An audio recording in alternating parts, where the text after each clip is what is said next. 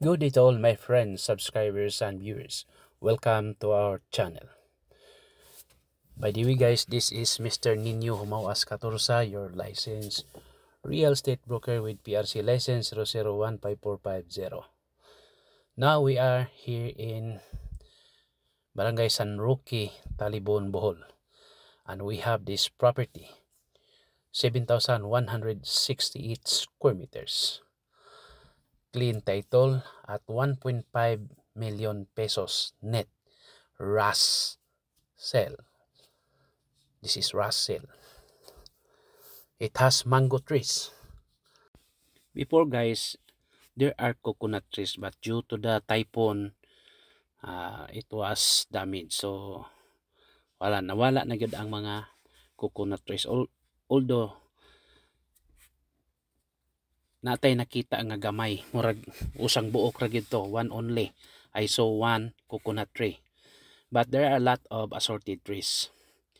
So the boundary of this property is fish pond, and the other side is a private property also owned by or both by a foreigner with Filipina wife. No, only the caretaker is the around in the other adjacent lot. Then the property has no house, no, not occupied. Puro ra kahoy guys, all are trees inside. Actually, the owner before told me that the coconut trees inside was around 60 plus. Now they cannot determine how many are remaining because it was damaged by typhoon. But according to the neighbor I talked, that there's still a lot of mango trees. Ang imo lang, only you have to do is to clean the area. So this is the surroundings guys, no. So approximately 1 kilometer from National Highway, 1.1 kilometer, no, 1.1 kilometer. So taas pero kuan lang yun, okay ra yun kayo, dili kay sa layo sa highway. Then from ang duol ra yun ani nga town, ang the nearest public market is the Trinidad, kay boundary naman ni siya sa Trinidad guys. So mao nay naka-advantage, no. This is a northern part of Bohol province. Ang water ani guys, you need to dig a well. Pwede ra ka you can dig a well. Digging lang ka og tabay kay kini manggod wala gislay water system dire. Although the neighbors are digging a well, na sila mga tabay. Mao na ilang water supply. Kini naibalay, you can see the house is just only the boundary. So mana siya guys, no, boundary na siya. Then the other side, no, there is also a house. Then you can see the kuan may murag na danda, no, like a small road. It's boundary side, no, mana siya guys. Then fish pond. The good thing mangod guys kay kini mong makahanggap tag dagat bitaw, it's also a therapy. Pwede siya na siya maka why I said therapy, nakahinomdom magog ko katong dito sa amo sa Cebu nga ako'y nakita dito nga kanang nagjogging siya na paralyzed daw to siya. Wato siya duol sa dagat. Di siya maligo. So mao ni siya. Mao ni bot pasabot na ko nga kaning dagat manggod, tambal manggod po ni siya. Bisag hangin ra imong mahanggap. So it's also a therapy. So kamo na lay in English ato, no. This is the road going to the property. Makita na to, no. Lisod yun ang karsada, honestly lang kay rough road siya ba. Pero naay mga 250 to 300 meters away, concrete road. All the way are rough roads na. So kuyugan ko sa neighbor with me, no, the neighbor telling me the boundary. Although I was once, no, been here, no, di nakaarin ako. Kuyugan po ko sa owner. Pero kini wa ko dala diri sa owner nga side. Si neighbor ni nagkuan ako nga kini nga side, kining galinya nga lobby, that is the kuan murag boundary na siya. So mao na siya, no, pero gawas na sa ayuta kay it's outside of the lot because there is a perimeter fence, no, na ay barbed wire di ana guys. Mao ni siya, pero RAS sale gyud ni siya guys, RAS sale, urgent sale gyud ni siya. So Actually ang gipa-price ani sa una niabot nig mga 2.1 million, karon ni 1.5 million na gyud siya. So mao na gyud na, no, mao na gyud na, ano, mao na iyang giingon. Although kung investment lang guys, kininindot ni pang investment kay ngano kuan man siya kanang dili pa nimo ikuan lang ba bisag imo lang limpyuhan, at least naa jud kay investment, dili gyud mawala kay moabot man gyud ang time nga naa na gyud karsada nga proper phone, mao man gyud na. So kini guys, ni proceed ta diri no sa interior interior part of the property. Oh, you can see the mango tree, no. There are already mango trees diri among magian. Naigo lang gyud kuno ni sa katong sa bagyo.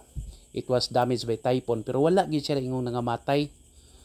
So again, the owner said it was around 60 plus. Pero di na to ma-determine og pila gyud ni kabuok, pero naa pa man gyud makita nato. Daghan man gyapon, tulo na gud ni ako nagian nga to pasunahan. So I think there are a lot of mango trees.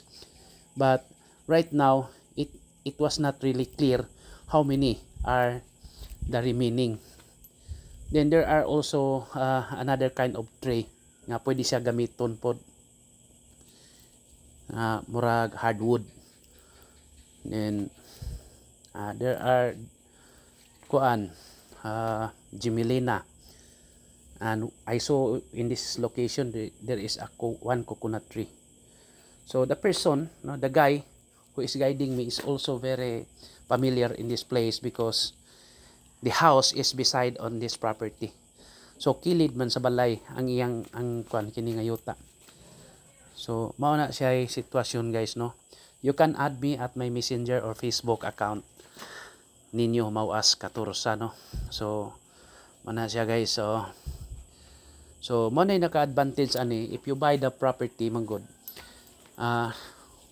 Barato ra magyud ni siya kaayo pagkabaligya kay dinalian man gyud ni. Kinahanglanon man gyud sa tag-iya ang kwarta kay naa siya problema gyud nga sa iyang kuan ba health, nga kailangan gyud nga mabaligya na gyud niya as soon as possible. So og hangyo pa siguro ta, depende na lang basta mao gyud iyang gipa-final nga price diri nako.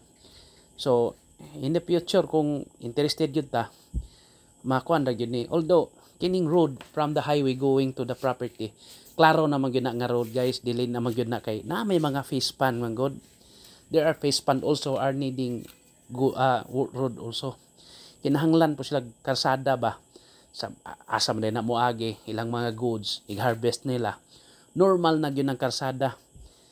Pero I notice nga kuan na gyud na gyud murag kuan na gyud na sa barangay ba kay ato magumagian nga murag ni setback na gyud ang uban mga kuan, although dili pa kayo dako, not really big road, only one way road, but usually we can enter man, at least dili pa gyud siya developed road, not a developed road, but I said one day moabot ang panahon mo kuan ra gyud na ma-develop ra gyud ang road guys. So ingon ana gyud, no. So naglukso-lukso ang atong video kay ato maninggi ang picture na masad ni sa drone video ato sanggi pakita, no. So ingon ana na guys. So nindot ni nga property gyud, honestly lang, no. Nindot man ni tanan. Pero og gusto mo magkiistorya sa owner, problema na anytime, no. Pwede ra mo tagaan na ganing Messenger. Basta kanan lang pong klaro na ta nga mo kuan, pero at least yun, no. Kay ako maninggi video gikan sa highway paingon sa property. So pwede ra mo tagaan ako Google Map para ma-clarify gyud ang location. So ingon ani ang road gyud guys, no, kanang dili pa gyud siya develop. Pero sige lang kay mao lagi anay akong giingon. Kasagaran mo gud sa Talibon area guys, dili na gyud ka maka-expect og mga baratohon. Kayo, no, Talibon, Bohol is one of the kanang first class municipality in Bohol. And gikuan po ni napoy ilang giingon nga mahimo po ni nga city. This one is at Deepwell, no. Okay gyud nga Deepwell diri dapita. Kung according to the neighbor, kung mag-Deepwell ta dito sa kuan, may Pispan dapit, nagkusog ang tubig dito. So this is the first kuano, starting point of our video sa gikan sa highway. Starting point. So ang landmark ani kining simbahan sa the Church of Catholic Church in San Roque. So mo ni siya guys no. Ato lang yung gikuan ba. This is the center no, sentro ni sa San Roque. So ato lang yung video para nagita idea bitaw. So mo ni siya guys. Mga around 300 meters or 250 meters away from here, concrete road siya. So maunay status guys. So ngana na. So mo ni starting point sa ato ang pag video guys nga ato lang yung gikuan ba kay aron na agit tay idea whether padayon ba ta dito or dili ba kay sayang sa datong panahon mahinayak tag kuan kay kini man kung ubang mga nagbaligya pod murag madlok po silang matultulan. Ako di ko mahadlok mo tultulan okay ra ko ana. Okay, normal man na. Pero I know owner nisalig man sad nako kung adto mo magpahibaw gyud mo kay lisod man sad. So owner baya gyud di makayan no kay edad na pod ba. Number 1, ako ra gyud makatultol kasagaran. Pero with this video you can already kuan man kay dead end bang gyud siya. So diri na nag-start na ang rough road no. So mao na siya guys no. Pero okay ra mag motorcycle ka. Pero if you bring your pick up car kanang 4-wheel drive lang guys, okay ra gyud siya kaayo. 4-wheel drive lang. Ayaw lang ng 2-wheel drive kasi tagbaw ta dito. Okay ra ting init. If summer, no problem no. Pero I noticed that there are already I think 2 to 3 foreigners living in the area no. Manay giingon sa katong mga tao diha ay foreigner bahay diri ay kini diri dapita ko no nay foreigner diha ya katong tapad po di ay yana po sa lain. So anong mahisgot mo kita ning mga foreigners no. Actually that is the sign of kuan guys kanang meaning trusted na ng mga lugar kay puyo ba day po na sila di na malinawon. So bot pasabot na ako guys nga that is a very peaceful place to live no. Mo na nga ang mga foreigners di man kanahan mo puyo og mga lugar nga samok. So this is the kind of road no that I mentioned. Dili pa gid siya develop and we can say that it is a one-way road. Pero no problem guys kay pwede pa man gihapon ta maka no magkasugat sunahan. Pwede man sa ta mo padaplin og gamay.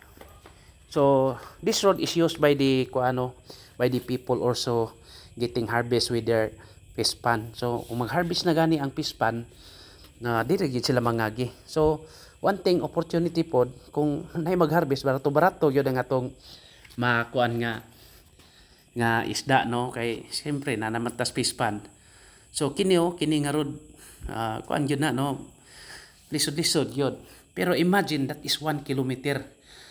You can even walk to the property. Okay ra gid kayo. Signal is okay, no problem na signal sa cellphone. Kay duol ra magig highway. Then ang water lang you need to dig a well. So mao ni siya guys nga okay ra gid kayo ang location para nako for investment. Barato ra man sad. So this kind of road guys no. Actually nakasod na ko diren dala ko sa akong Wigo dili lang to ting-uwan. I use my small car. Wala pa man tay big car basin po Honda.